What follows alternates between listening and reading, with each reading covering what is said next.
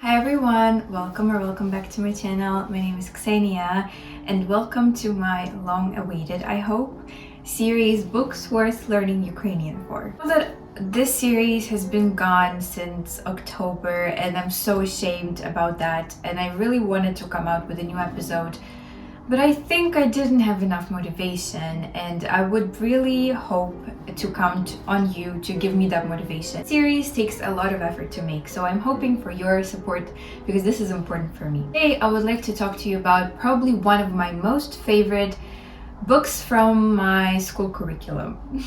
Valse Melancolique, and it's written by the amazing and inspiring woman Olha Kobylianska, which we'll talk about today.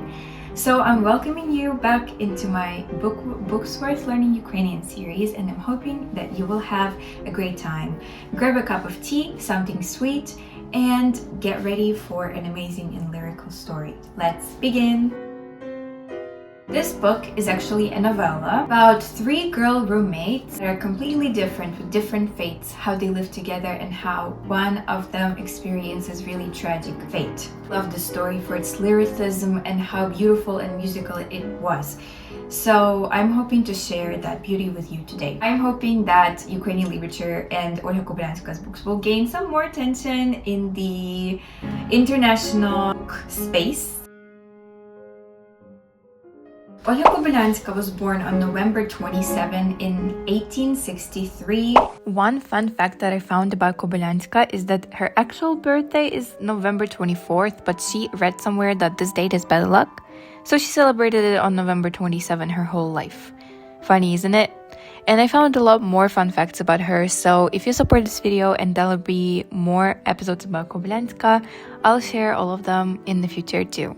In a small Romanian town, but most of her life she spent in Chernivtsi, which is a Ukrainian town located in Bukovina, around 40 kilometers from Romanian border. And fun fact, I live here now. I'm not from here. I come from Kharkiv region, and I can't live there because it's 30 kilometers from the Russian border. It pains me so, but Chernivtsi is also a lovely town with a lot of history, and you can see a little bit of it on my channel in my videos, so you should check them out. And Olha Kobylianska spent most of her life here, and there's even a museum at her house where she lived, and I loved going there. And if you show this video some attention, well, I'll take you there in the next episode because it's really interesting.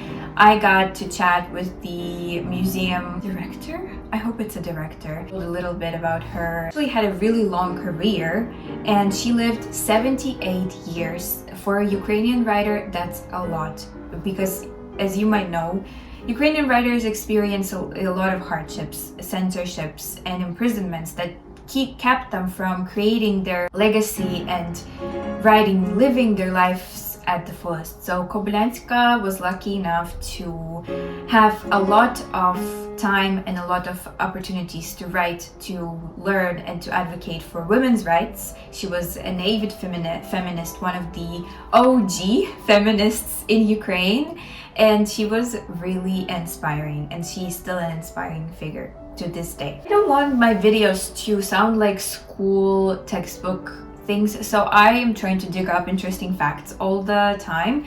And some of the interesting facts about Kobylianska is that she was actually the original delusional girl from all of us. If that's appropriate to say, I'm sorry, but she was.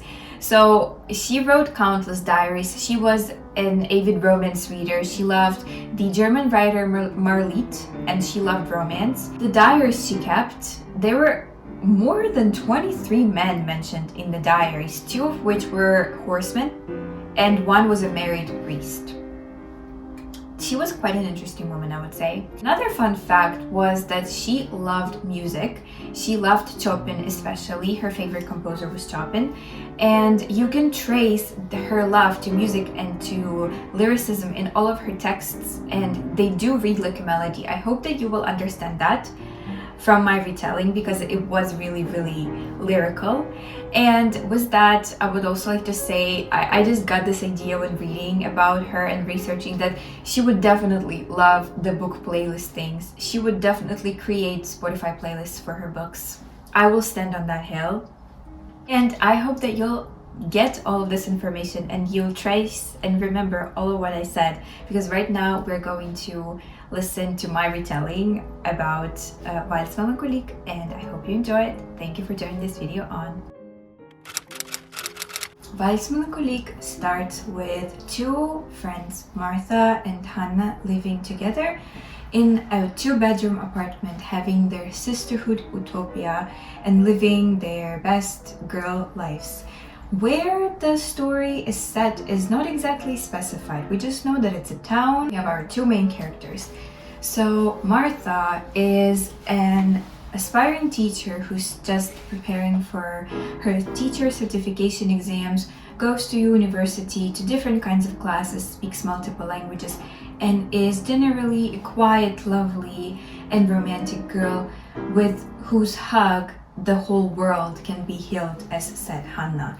And her neighbor, Hannah, is quite the opposite. She is a feisty artist who dreams of becoming a full-time artist and moving to Italy to pursue her career and devote her life to art. She doesn't care about social norms or regulations. She doesn't want to get married. She doesn't want to have a family. She lives by different norms, how she says, dictated to her by the art world that not everybody can understand. She's really emotional, and in the text you can hear that she's always fighting, always exclaiming. She's really emotional, and not in the hysterical type of way. She's just a person who's loud and who's always there. Martha is the one who tells us the story. From her point of view, we see the girls, we see the characters, and we see what happens to them. Martha is telling us the story that she will never forget. And it all starts with when their landlord raises their rent and they can no longer afford to live just the two of them. They need to find a roommate. Hannah opposes the idea to find a roommate. She doesn't like that. But Martha knows that they can't exactly survive any other way, so she hangs an announcement. And one day, their housemate, who comes once in a while, says that somebody did come looking for them. A girl named Sophia that she didn't particularly like because she looked quite neglectful and gloomy. But the girls, Hannah rejected her right away, but Martha decided to ask around town and around her university about her, and yes, there is a girl named Sophia that's not from the town. She's from the countryside that wants to be a pianist and wants to study in the music conservatory. Her mother is sick and is in the care of her uncle, the one who supports both of them because he's not married and he doesn't have a family himself. She depends on her uncle fully. So after meeting the girls in their apartment, Sophia plays to them on her piano, and the girls get swayed by her, even though they did not like her from her first sight. Because it's true, she does look a little neglectful, but when she started playing her favorite Chopin composition, they get swayed and they cannot reject her and say no to her. They decide to take in the unfortunate Sophia. This is how our story begins. When Sophia moves in, their lives pretty much just go the same, but now Sophia plays for them on her piano all the time. They share their troubles, they become good friends and good roommates. They have a really good arrangement going on. Hannah keeps up with her ambitions and pains all the time to go to Italy. Martha goes to university, studies for her exam, and experiences some unrequited love troubles because the young professor she likes apparently has his eyes on the German student in the university.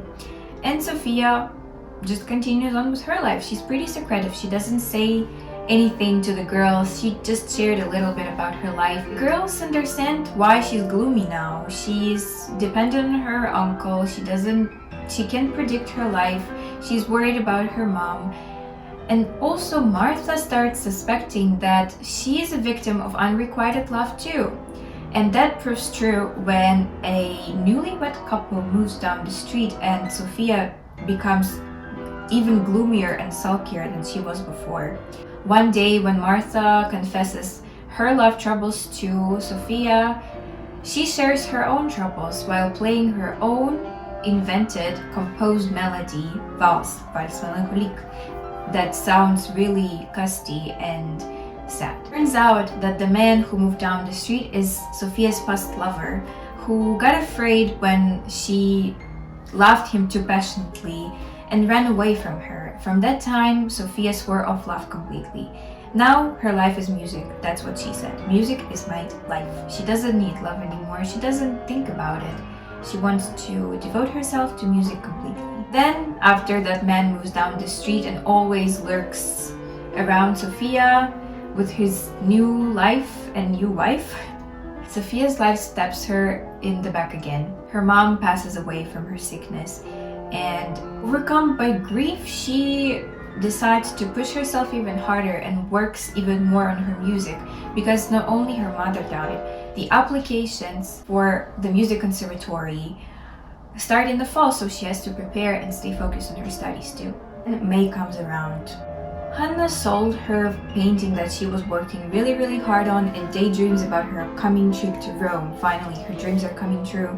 And Martha too is now engaged to the young professor that she was worried liked the German student. But it turns out her worries were all false. And then it seems to be looking good until Sofia comes home and announces that her uncle now gets married and he won't longer support Sofia. And her dream of going to the music conservatory is now fading away fast in front of her. It's too much for her to handle. Sofia's already dim light fades away completely. Alkiness sinking her even lower, unbearable now. Stress was too much in her, so when she sits down, she plays her own melody, Valse Melancolique. So sad and devastated, her true feelings getting real in the music and pouring into the piano. And while she plays it, devastated and knowing that her dream is now dead and there is no way to go back to how it was and achieve the dream of being a pianist, something breaks inside of her. A string is broken and her heart gives up. She dies in front of her friends. This is how her story ends. Martha, shaken up, tells us what happens next to them.